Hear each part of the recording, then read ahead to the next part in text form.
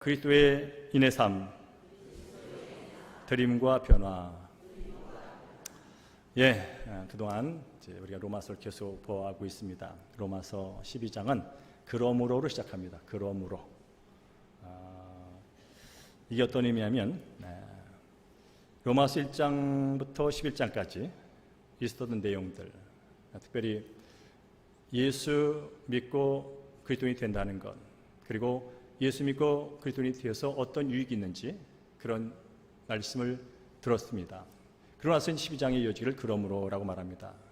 이 그러므로는 뭐냐면 본질상 죄인으로 하나님의 영광에 이르지 못한 사람이었는데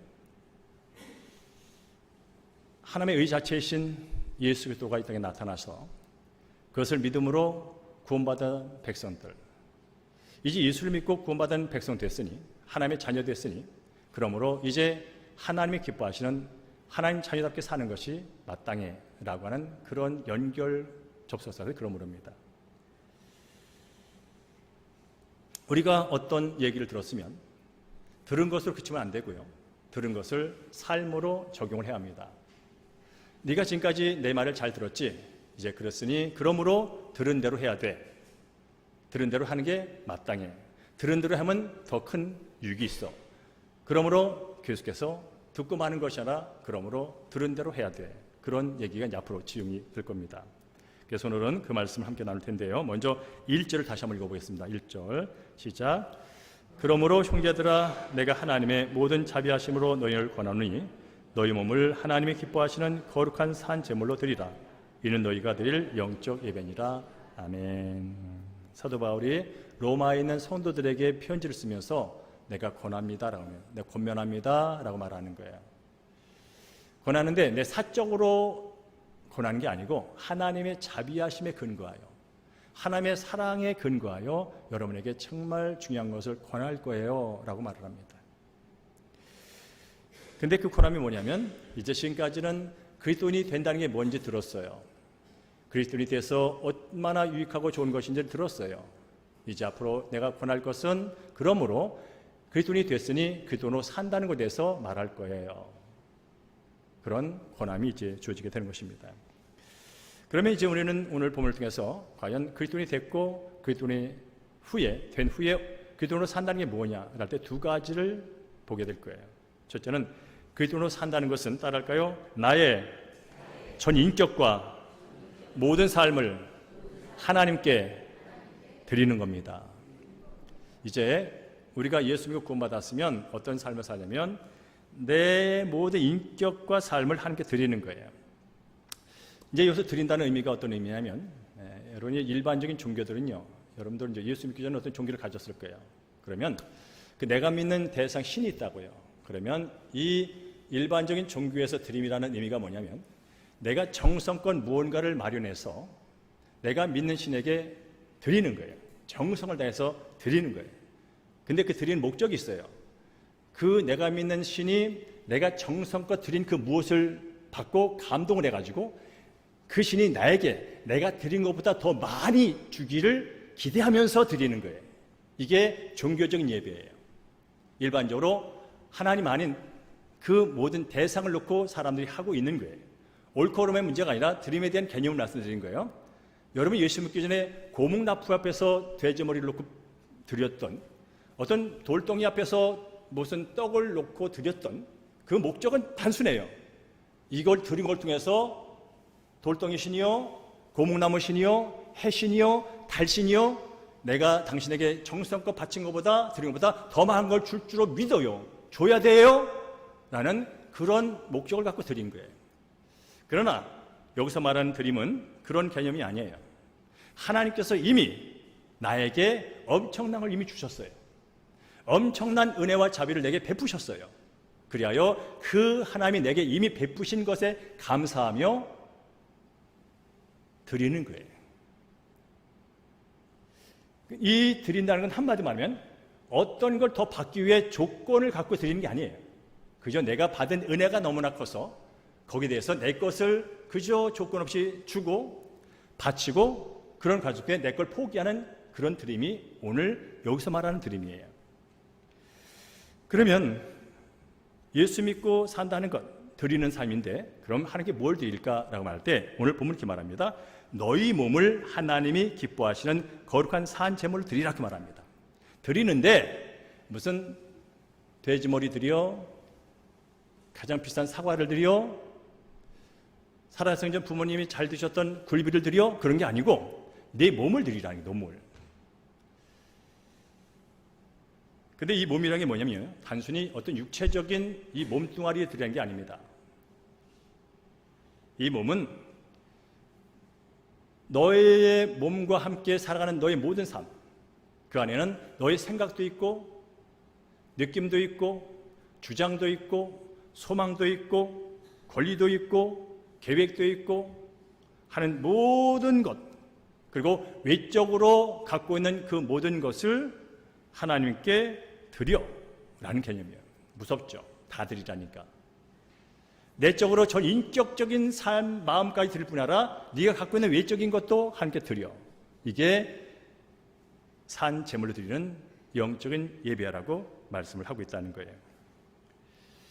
특별히 여러분, 구약의 제사는 어떤 제사냐면요, 동물을 잡아서 드렸어요.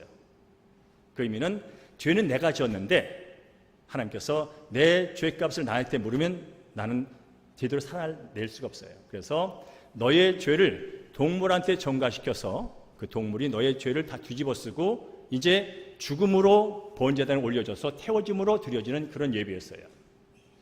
전적으로 그 예배는 죽은 채로 드려지는 거예요. 살아있는 것인데 죽여서 죽은 채로 제단에 올려서 불태워 죽이는 그런 예배였어요. 그런데 오늘 본문은 산 제물, 산 제물이 죽은 게 아니라 살았다는 거예요. 산 제물로 드리라는 거죠. 이게 무슨 의미냐면 우리 예수 믿고 구원받은 사람들, 예수 믿고 그리스도인이 된 사람들은 주님과 함께 십자가에서 죽은 자들이에요. 내 모든 죄와 내 모든 하나님을 대적했던 그 모든 것들이 십자가에 예수 그리스도의 다 정죄함으로 인해서 그런 모든 죄에 대해서 죽은 자들이에요. 대신에 예수님과 함께 하나님께 대해 산 자들이에요. 하나님께 이제 살아서 펄떡펄떡 뛰며 갈 수 있는 그런 영적인 영생을 가진, 하나님의 생명을 가진 그런 존재들이에요. 그러니까 이제 죽은 채로 오는 게 아니라 이미 예수님께서 너가 죽을 걸 다 죽어 놓으셨어. 그러니까 너가 또 죽을 필요는 없어. 이제 예수님이 죽으심으로 네가 살았어. 그러니 그 산 존재로, 그 생명을 가진 존재로 하나님께 나와 그분을 경배하는 뜻이에요. 그러니까 산자로 하나님께 갈 때는요, 나의 모든 걸 갖고 가는 거예요. 오늘 제가 이 자리에 예배를 드리러 왔단 말이죠. 그러면 뭔가를 집에다 놓은 게 없어요. 내 마음속에 있는 건 다 갖고 왔다고요. 그렇죠? 여러분 마음속에 있는 감정과 소원과 계획과 주장을 다 갖고 왔다고요. 그럼 이것을 뭐요? 그분께 다 맡기는 거예요. 이게 산제사예요. 오늘 여러분께서 예배를 드릴 때 주님, 저의 머릿속에 있는 거, 제 마음속에 있는 거 모든 걸 주께 바칩니다. 이것이 부정적이든 긍정적이든 소망이든 어떤 것들인데 다 바칩니다 라고 그렇게 고백하면서 드리는 예배가 살아있는 예배예요. 더 나아가서 지금까지 베풀으신 은혜에 감사하면서 드리는 예배가 산예배예요. 그것을 오늘 본문은 영적인 예배라고 표현을 합니다. 영적인 예배. 영적이란 말을 하면 뭔가 신비적이고 하는 그런 느낌이 들 수 있는데 사실 이 원어는 이 영적이라는 개념이 로기코스, 이성적이다, 합리적이다, 논리적이라는 뜻이에요. 너의 몸을 하나님이 기뻐하시는 산 제물로 드리는 것이 이성적인 예배야, 논리적인 예배야, 합당한 예배야, 그런 뜻이에요. 그럼 이게 무슨 말일까요? 우리는 예배를요, 비이성적으로 드리면 안 돼요. 비논리적으로 드리면 안 돼요. 비합리적으로 드리면 안 돼요. 논리적이고 이성적이고 합리적으로 드리셔야 돼요. 그게 그럼 무슨 뜻이냐 하면 이런 뜻이에요. 하나님께서는 저와 우리 성도 여러분을 구원하기 위하여 그분의 독생자 아들을 값없이 우리에게 내어주셨어요. 근데 어디까지? 목숨까지. 그러니까 저와 여러분을 살리기 위해서 하나님은 모든 것을 다 나를 위해 바쳤다는 뜻이에요.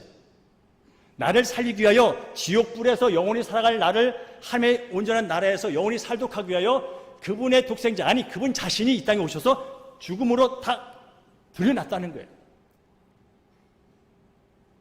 그러니까 그것으로 구원받은 우리 입장에서 보면 하나님께서 나를 살리기 위해서 그분께서 다 지불해 놓으셨다면 우리 역시 그 하나님께서 나를 살리기 위해서 모든 걸 지불했다면 그 구원받은 나로서는 지금 현재 갖고 있는 모든 것을 그분께 드려도 잘못된 게 아니라는 거예요. 내 모든 걸 그분에 드린 것이 논리적이고 이성적이고 합리적인 것이에요. 그런 의미로서의 영적인 예배라는 거예요. 그러면 이 예배가 어떤 예배일까? 그런 의미예요. 오늘 이렇게 주일날 주어진 시간에 공식적인 순서에 의해서 의식적으로 드리는 이 예배뿐 아니라 일상에서 월요일부터 토요일까지 이루어지는 모든 나의 삶이 하나님께 드려질 때 그것이 논리적이고 그것이 합리적이고 그것이 이성적이라는 뜻이에요. 그러니까 나는 썬데이 크리스천이야. 주일날 11시에서 12시 반까지 12시 반인데 10분만 늦어도 짜증이 나. 그런 성도 있어요. 내가 10분만 더 예배를 드려도 10분만 교회 안에 왔어도 나는 아까워. 그런 분이 계셔요. 근데 그런 분에게 하나님 말씀하는 거예요. 너가 죽어서 영원히 지옥불 가서 영원히 죽지 못해 고통 가운데 있는 너를 살리기 위하여 내 아들 독생자를 전부 줬어. 십자가에서 너를 대신해 죽었어.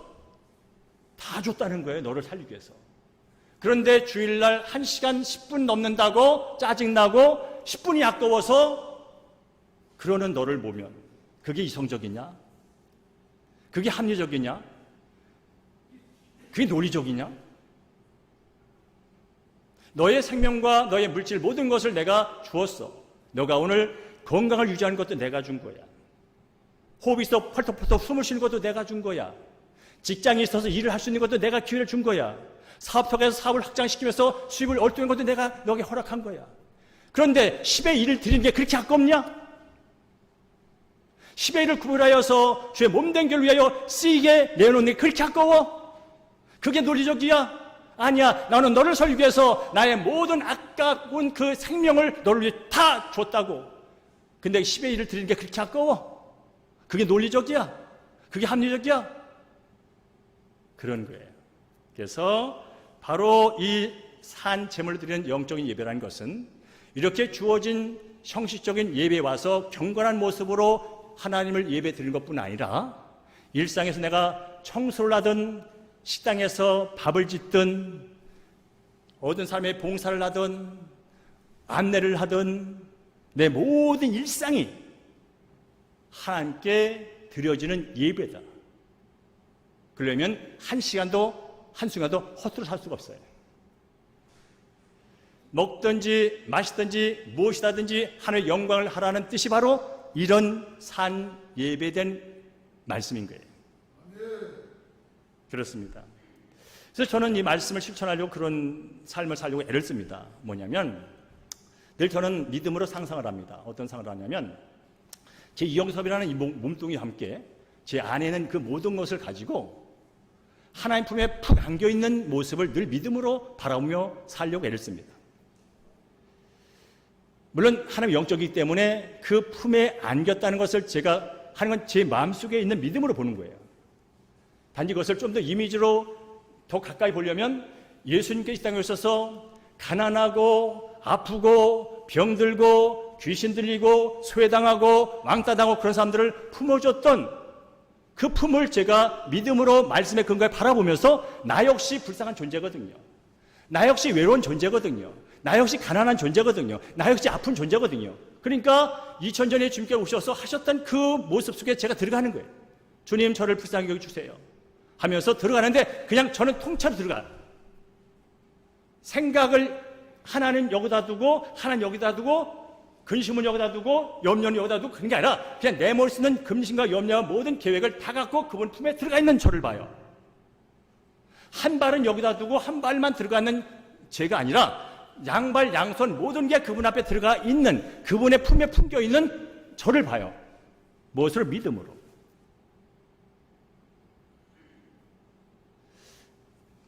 그러면 이게 어떤 유익이 있냐면요,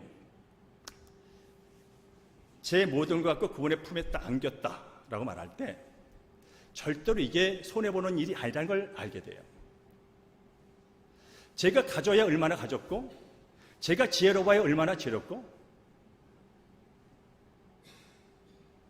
제가 선해봐야 얼마나 선하고, 그런 존재가 완벽하게 거룩하시고 선하시고 모든 걸 갖고 계신 그분 앞에 안기는 순간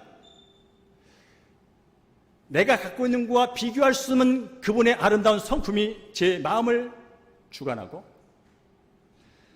내가 갖고 있는 몇 푼의 어떤 이 은행 잔고보다 이 우주 만물의 주인이 나의 모든 삶을 제공하고, 내가 아무리 걱정하고 염려하고 안전을 위하여 이리 피하고 저리 피해도 그리고 사고 사건을 당할 수 없는 존재지만, 그분은 만군의 여호와이신 그분께서는 나를 품고 있으므로 나는 그 어떤 것보다 안전한, 그 어떤 것도 나를 빼앗아갈 수 없고 나를 해할 수 없는 그런 울타리 안에 내가 들어왔다는 사실을 저는 느껴요. 그래서 가능한 한 제 발가락이 밖에 찌러나 있지 않아요. 완전히 들어왔을 때 완전하게 발가락까지 발톱까지 보호를 받아요. 근데 많은 사람이 신앙생활 때 발은 대충 빼놓고 있어요. 그러니까 뭡니까? 안쪽에서는 보호를 받는데 이 밖에 문제가 생기는 거예요. 그리하여 바로 그분 품 안에 늘 있는 것. 그러려면 주여 저의 모든 것을 가지시고 저의 모든 건 주께 속했사오니 주의 선한 것으로 저를 다시 빚으사 주의 능력으로 저를 붙드사 저의 지혜로 저를 이끄사 주님의 백성답게 살 수 있도록 이끌어 주시옵소서라고 고백을 하는 거예요. 그리고 계속해서 그 품 안에 있는 나를 바라보면서 예수의 주인 되심을 입술로 고백하는 거예요. 예수는 나의 주님이십니다. 내 인생의 주도권은 제가 갖고 있지 않고 예수님이 갖고 계십니다. 주님은 100% 오르신 분이시고 주님 100% 거룩하신 분이시고 주님 100% 강한 분이십니다. 저는 그 안에서 이 시대도 살고 싶고 이 땅을 끝내고 주님 품에 진짜 온전히 안기는 그 순간까지 저는 살고 싶습니다. 라는 믿음을 가지면서 그분께 맡깁니다. 사랑하는 성도님, 이 맡김이 가능한 것은 저의 종교심이나 저의 열정이나 열심 때문에 있는 게 아니라 이미 하나님께서 내게 베푸신 자비, 이미 나를 죽어올 수밖에 없는 본질상 진노의 자녀를 당신의 거룩한 자녀 삼기 위하여 독생자들 이미 내어놓고 십자가 죽게 하는 그 자비, 그 자비로 말미암아 내가 구원을 받았고 그 자비가 여전히 지금도 내 삶 가운데 흐르고 있다는, 그리고 영원히 흐를 것이라는, 그분의 사랑은 그 어떤 것도 끊을 수 없다고 하는 그 말씀과 그분의 성품에 근거하여 제가 맡기는 거예요. 그러니까 맡겨지고 맡겨놨고 나서도 불안하지가 않은 거예요. 왜냐하면 세상은 나를 버릴지라도, 친구는 나를 떠날지라도, 건강 암덩어리에 내가 올지라도 그분은 여전히 나를 품고 사랑하시며 영원히 그분의 자녀로 이끄시고 공급하시고 보호하실 것을 믿기에 그렇게 하는 게 저는 100배 낫다고 여기고 그렇게 살려고 애를 씁니다. 그러니까 마음에 자유가 있는 것이고요. 그러니까 남이 못 보는 것을 보게 되는 것이고요. 그러니까 내가 할 수 없는 것을 해지는 거예요. 저는 그런 삶이 우리 사는 성도에게 일어나길 주의 이름으로 축복합니다. 두 번째로 그리스도인으로 산다는 게 뭐냐면요, 따를까요? 예수님을 닮아가는 성결한 삶을 사는 것입니다. 우리 함께 2절 읽겠습니다. 시작. 너희는 이 세대를 본받지 말고 오직 마음을 새롭게 함으로 변화를 받아 하나님의 선하시고 기뻐하시고 온전한 뜻이 무엇인지 분별하도록 하라라고 말씀합니다. 여러분, 로마서 1장부터 11장까지는 하나님을 떠난 사람들의 모습이 어떤지를 말해주고 의인은 없나니 하나도 없어, 모든 사람이 죄를 범했음에 하나님의 영광을 이루지 못해.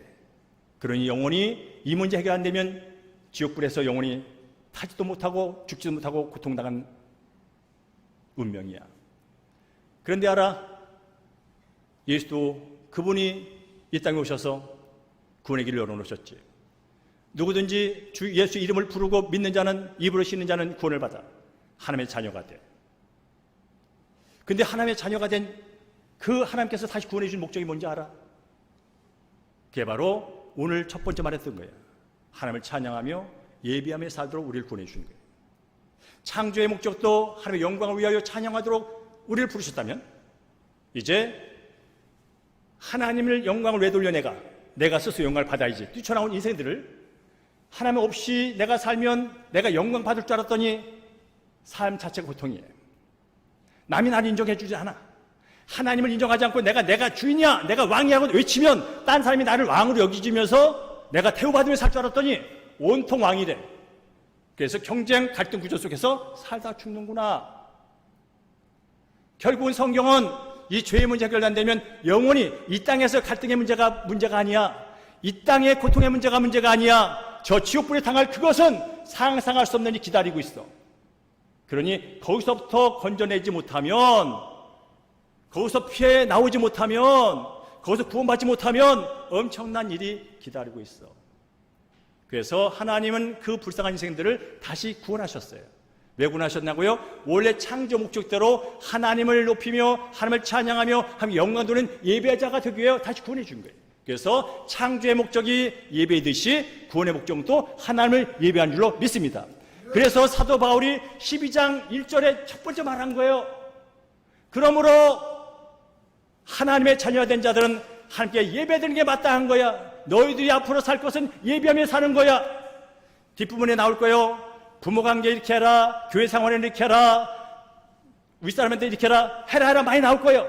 수만 가지 나올 거예요. 근데 가장 먼저 뭐라고요? 예배드려. 그리스도인으로 산다는 것은 예배드리도록 부름받은 거야. 그게 제일 먼저야. 그래서 제일 먼저 예배하라고 말을 한 거예요. 두 번째로 뭔지 아세요? 부모 공경해라, 상사 잘 대접해라, 서로 화합하라, 부부관계 잘해라, 자녀를 노엽게 하지 마라. 그런 얘기도 많아요 앞으로. 그러나 두 번째로 말하고요, 예수를 닮어. 그리스도로 산다는 것은 예수를 닮으며 성결하게 사는 게 구원받은 두 번째 목적이야. 여러분, 예수 믿고 내가 거룩한 삶을 추구해야 된다면, 예수님을 닮도록 부름받았다면 여러분 얼마나 그 삶을 위하여, 성결한 삶을 위하여, 성화의 삶을 위하여 노력해 오셨습니까? 왜냐하면 그것이 거룩하게 살아서 구원받는 게 아니고 이미 거룩하지 않은 나를, 죄인이었던 나를 사랑하셔서 거룩한 백성 삼아 주셔서 거룩한 정체성을 내게 주셔서 이제 그 정체성에 맞게 사는 게 뭐야? 이 세대를 본받지 않고 하나님이 기뻐하시는 뜻대로 사는 것, 예수를 닮는 삶이야, 성결한 삶이라고 두 번째로 말해 주는 거예요. 자, 거룩한 삶을 살려면 어떻게 했냐 물어봤더니 첫 번째 말합니다. 이 세대를 본받지 말아야.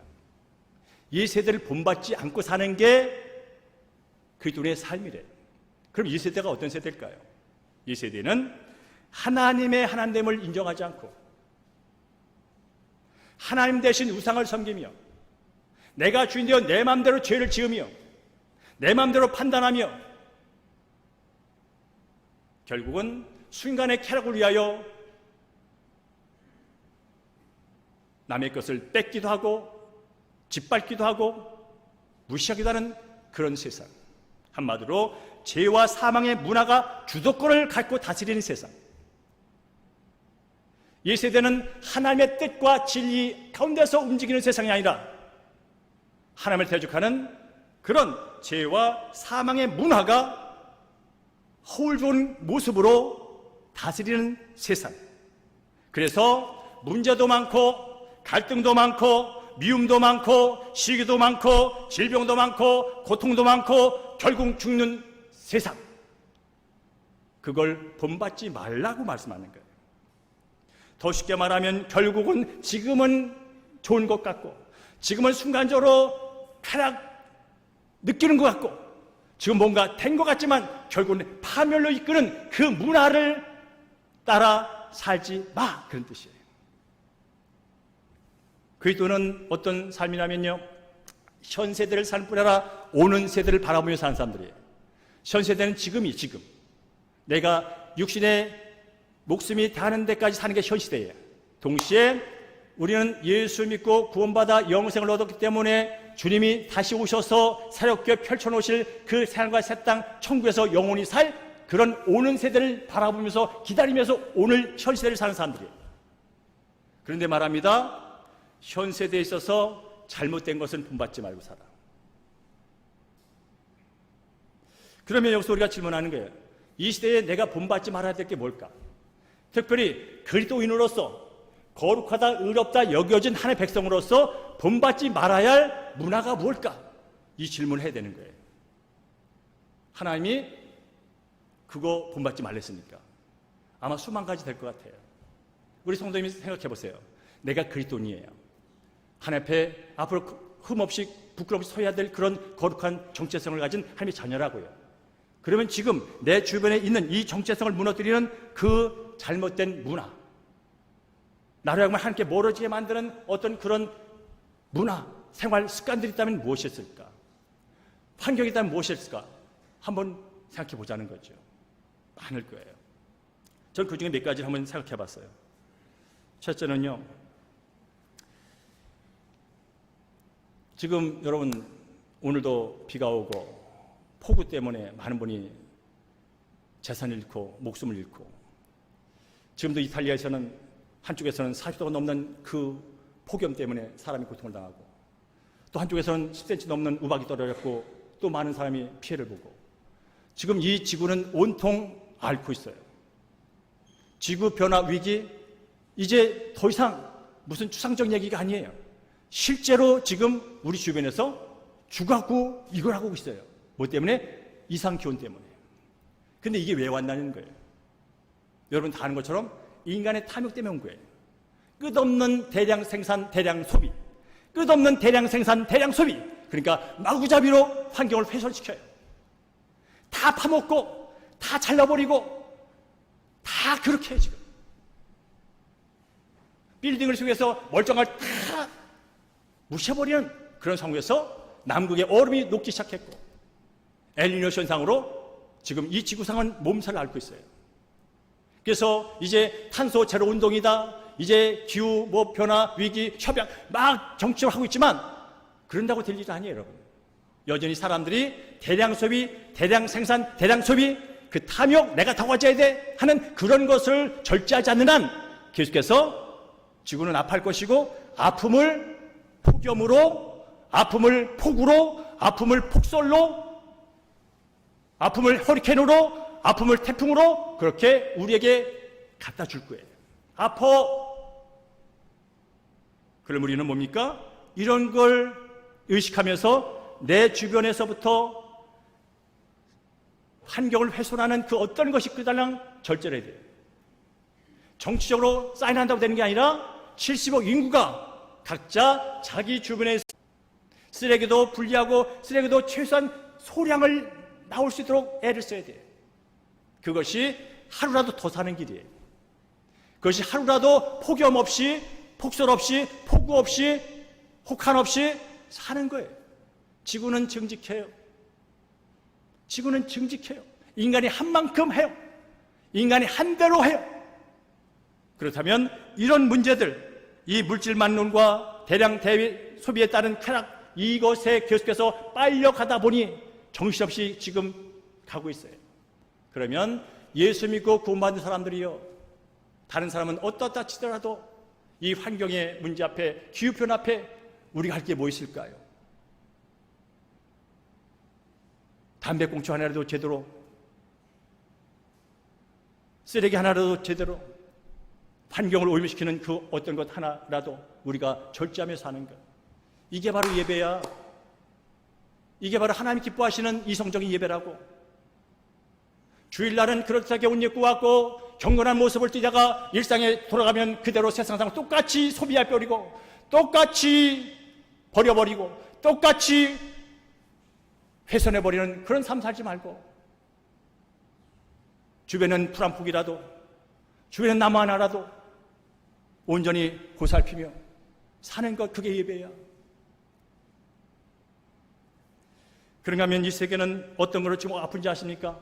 우리나라뿐 아니라 이념 양극화, 이것 때문에 지금 여러분 갈기갈기 찢기고 있고 언론과 문화는 나눠져서 지리끼리 싸우고 있는 이 현상들.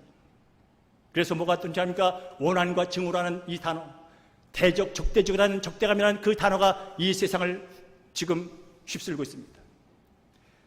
사람들은 말합니다. 너는 이 편이냐 저 편이냐, 편을 분명히 하라는 거예요. 이 편인지 저 편인지 빨리 말을 하라는 거예요. 그러면서 말을 하다 보면 저 사람은 저 편인 것 같아, 저 사람은 내 편인 것 같아, 그런 식으로 지금 살고 있어요. 그래서 내 편이라는 사람 보면 분노가 나라, 분노 조절 장애. 그래서 세상에서 지금 분노 조절이 안 돼가지고 사고 치는 얘기가 신문지상을 지금 덮고 있어요. 예수 믿고 구원받은 사람들은 그렇게 사는 거 아니야. 할 수만 있거든 모든 사람을 화해하고 화평하면서 편가리지 말고 당직지하지 말고 주님 안에서 하나 되어 사는 거야. 이게 그리스도인이 사는 거라고. 근데 그리스도인이라고 하면서 여전히 한쪽 편에서 교회 와도 어떤 성도가 말하는 거 보면 저 성도는 저쪽 편인 것 같아, 저 성도는 저쪽 편인 것 같아, 내 편이 아닌 것 같아. 어떻게 그럴 수 있어? 어떻게 이해가 안 돼? 그렇게 예수 믿고 있지 않은지,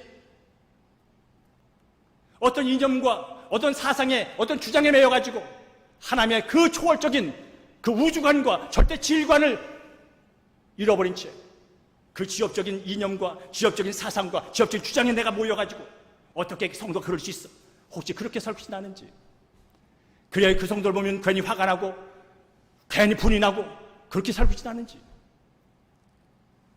예수님이 왜 죽으신지 아십니까? 하나님과 이 죄인들을 화해시키기 위하여 죽으신 거예요.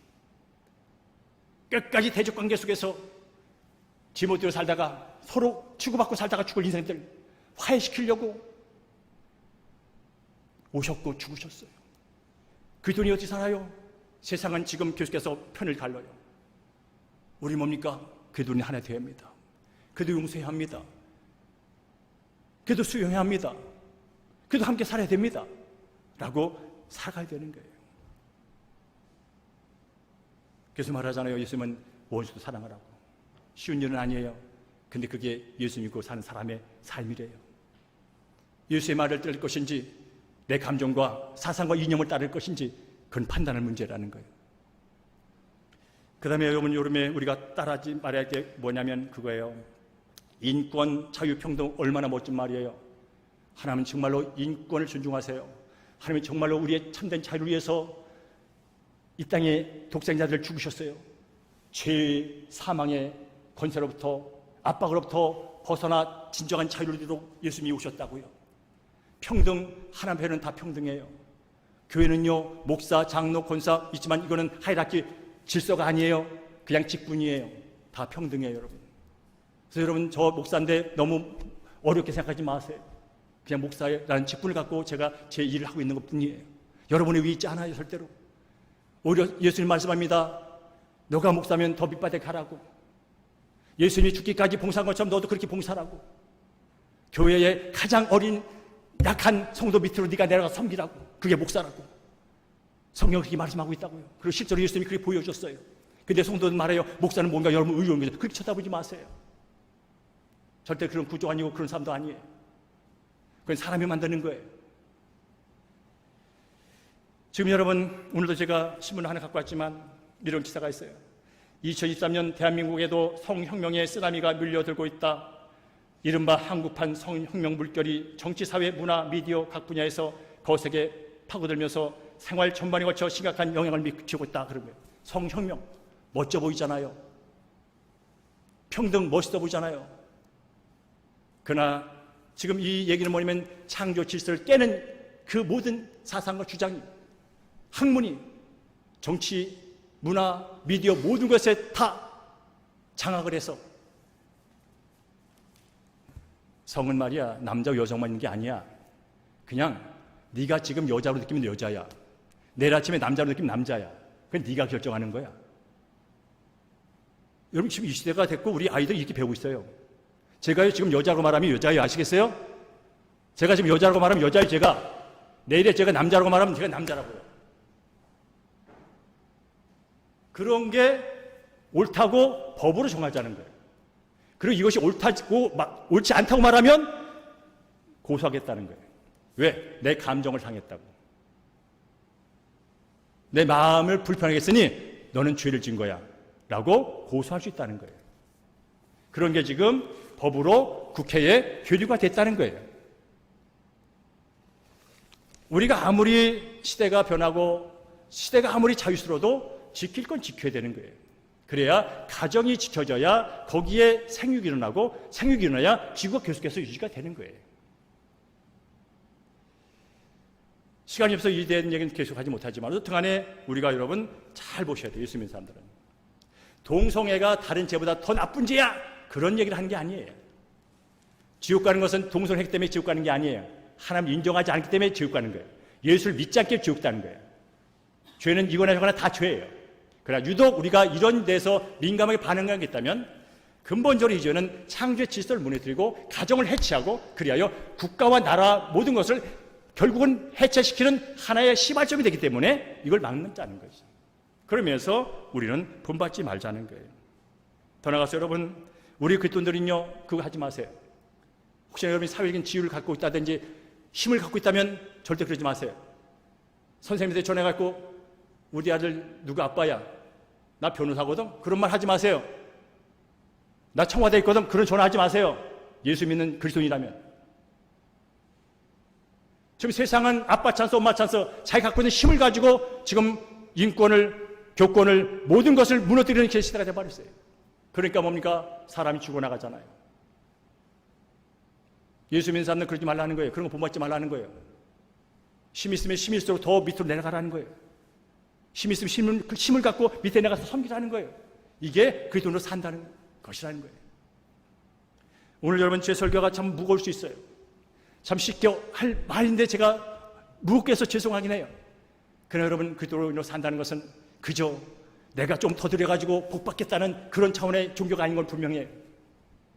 그리고 내가 기도해서 복받았으니 이 힘을 마음대로 쓰라고 그런 종교 아니에요. 어깨를 들고 자랑하는 그런 존재가 아니에요. 더 밑바닥으로 내려가.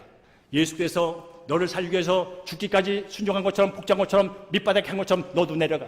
그리스도는 그렇게 사는 거예요. 그 얘기를 해주는 거예요. 온 세대는, 이 세대는 그렇게 말하지 않습니다. 너는 더 힘을 갖기 위해서 노력해야 되고 힘을 가졌으면 힘을 누려야 되는 거야. 마음껏 누리면서 살다 죽는 게 그게 멋진 인생이야 라고 세상은 말합니다. 그러나 성경 말합니다. 예수를 믿는 사람들은 힘이 있으면 그 힘을 더 어려운 삶을 위해 쓰는 거예요. 주님이 기뻐한 일을 쓰는 거야. 그게 바로 그리스도로 사는 거야 라고 말씀하고 있다는 거예요. 그러니 여러분 이게 쉬우냐고? 안 되잖아요. 지금 설교 드려도 지금 되게 거북한 분이 있을 거예요. 니나 잘해라. 그런 분이 있을 거예요. 그러니까 뭐랍니까? 마음으로 살기 변화를 받으라는 거예요. 변화를 받지 않으면 못합니다. 뒤로 들어서는 못하는 거예요. 즉 어떤 면화 생각의 변화를 가져와야 돼요. 내가 이제 이 세속의 세대를 따라갈 것인지 하나님의 절대 진리 가치를 따라갈 것인지를 이제 선택하라는 거예요. 근데 예수 믿고 구원받는 사람들은 이제 세속의 가치를 벗어나서 아들이 다스리는, 하나님이 다스리는 절대 가치와 진리가 다스리는 그곳에 와 있다는 거예요. 그러면 와 있으면 미국의 이민을 가가지고 미국의 영주권을 받고 시민권을 받고 모든 걸 권리를 가졌다면 거기 법을 따라야 된다는 거예요. 이게 중상 아닙니까? 마찬가지로 흑암의 나라, 죄와 사망이 다스린 나라에 살던 내가 이제 이쪽 하나님의 정의가 다스린 나라에 왔으면 이 나라의 법을 따라 살지를 생각을 바꿔야 된다는 거죠. 그럴 때만이 우리가 그 삶을 살아낼 수 있는 거죠. 그래서 우리 함께 에베소 4장 22절 23절 읽겠습니다. 에베소 4장 23절 함께 읽습니다. 너희는 시작. 너희는 유혹의 욕심을 따라 썩어져가는 구습을 따르는 옛사람을 벗어버리고 오직 너희의 심령이 새롭게 되어 하나님을 따라 의와 진리의 거룩함으로 지으심을 받은 새 사람을 입으라 라고 말합니다. 우리 새 사람이 됐어요. 그리스도 안에 있으면 새로운 피조물이에요. 여러분이 예수 믿고 구원받았다면 이미 새로운 사람이에요. 새로운 사람은 새로운 가치를 따라 살게 돼 있는 거예요. 우리 하나님의 뜻, 하나님 기뻐하시는 삶을 살도록 이미 변화된 사람들이에요. 그러면 구습은 버리셔야 돼요. 계속해서. 버릴 때 불편하고 아까울 수 있어도 버리셔야 돼요. 왜냐하면 그것이 그리스도인으로서 이미 새로운 정체성으로 변했기 때문에 그렇다는 거예요. 그것이 바로 오늘 두 번째 할 것. 그리스도인으로 산다는 것은 예수를 닮아가는 그런 성화의 삶을 사는 것이 그리스도인으로 사는 것이다. 그래서 우리 교단이 성결교단이잖아요. 성결교단이라고요. 왜 성결교단인지 아세요? 예수 믿고 구원받았는데 그냥 그대로 살아. 예수 믿고 거룩한 백성 됐는데 그냥 예수 믿기 전과 똑같이 살아. 그러면서 그리스도인이래. 그러니까 이건 아니다. 이건 아니야. 성경을 봐봐. 예수를 믿고 새로운 피조물이 됐으면 거룩한 신분을 가졌으면 거룩하게 사는 게 맞지. 성결하게 사는 게 맞는다고. 그래서 성결교단이 된 거예요. 특별한 건 아니고요. 이거는 옳다는 것도 아니고요. 그런 면에서 여러분께서도 오늘 내가 그리스도인이 됐어. 그러면 두 가지가 있어요. 나는 참된 예배자. 이렇게 의식적으로 정해진 시간에서 예배할 뿐 아니라 일상에서 하나님의 영광을 위하여 예배하는 그런 자다. 그리고 나가서 나는 거룩하게 예수님을 닮아가는 그런 사람이다. 그러려면 무엇부터 내가 예수 믿고 구원받은 새로운 피조물 사실부터 정체성부터 늘 붙들고 사는 것. 그 정체성을 붙들려면 뭘 봐야 돼요? 말씀을 봐야 돼요. 그 정체성 계속 유지하려면 뭐예요? 말씀을 계속 묵상하셔야 돼요. 그래서 말씀 없이는 정체성이 흔들리고요. 말씀 없이는 정체성을 유지하기가 힘들어요. 그래서 날마다 큐티하세요. 말씀을 보세요. 기도합시다. 함께 공동체에서 함께 모여서 예배합시다. 그런 뜻이에요. 왜 그럴까요? 이 두 가지의 삶을 살아내기 위해서. 어떻게? 계속. 우리 사랑하는 대학교의 성도 여러분, 예수 믿고 구원받은 거 좋은 일입니다. 근데 오늘 들어보니까 너무 힘든 것 같아요. 그렇지 않아요. 이미 하나님께서는 그것을 할 수 있는 능력도 저와 여러분에게 준 줄로 믿습니다. 성령을 의지하여 주여 이제 저는 사나 죽으나 주의 것이오니 주의 뜻대로 하여 주시옵소서. 주의 영광을 위하여 사는 남은 인생이 되기를 원합니다. 제가 가져봐야 얼마나 가졌으며 제가 잘나봐야 얼마나 잘났으며 차라리 내 모든 것 갖고 주님께 맡기오니 저를 주의 영광을 위하여 사용하여 주시옵소서 라고 기도하며 나갈 때 신실하신 자비가 넘치신 그 하나님께서 저 우리 사랑하는 장로님과 우리 각자의 삶을 통해서 하나님께 영광 받으시고 우리 사랑하는 손님의 삶을 더 융택하게, 더 복되게, 더 기쁘게 형통 가운데로 이끄실 줄로 믿습니다. 그런 삶이 이어지기를 주의 이름으로 간절히 축원합니다.